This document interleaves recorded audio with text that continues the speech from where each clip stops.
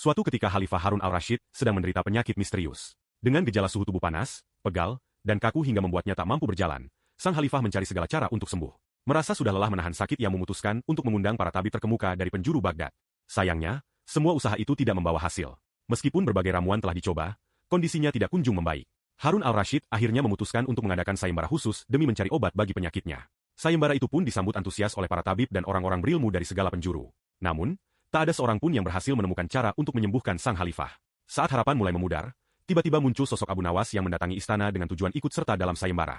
Hal ini membuat sang Khalifah terkejut. Kamu kan bukan tabib. Bagaimana bisa menyembuhkanku? Ucap Harun al-Rashid dengan penuh keraguan. Dengan gaya santainya, tersenyum dan berkata, penyakit yang Paduka rasakan itu gampang sekali obatnya. Khalifah pun penasaran dengan solusi yang ditawarkan oleh Abu Nawas. Dengan yakin, Abu Nawas mengatakan bahwa obat yang dibutuhkan sangat sederhana, yaitu telur unta. Mendengar permintaan yang aneh ini, Khalifah bingung. Carilah telur unta di kota Baghdad ini, ujar Abu Nawas tanpa ragu.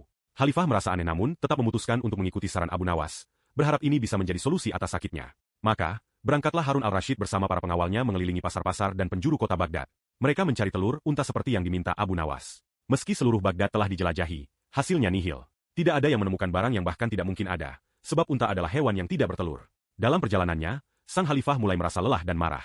Ia merasa Abu Nawas hanya mempermainkannya. Abu Nawas pasti sedang mempermainkanku, ucapnya geram. Namun, ia tetap melanjutkan pencarian, meskipun hatinya sudah mulai ragu. Dalam benaknya, ia bertanya-tanya, mungkinkah Abu Nawas hanya bercanda? Pada malam harinya, sang Khalifah kembali ke istana tanpa membawa apapun kecuali kelelahan.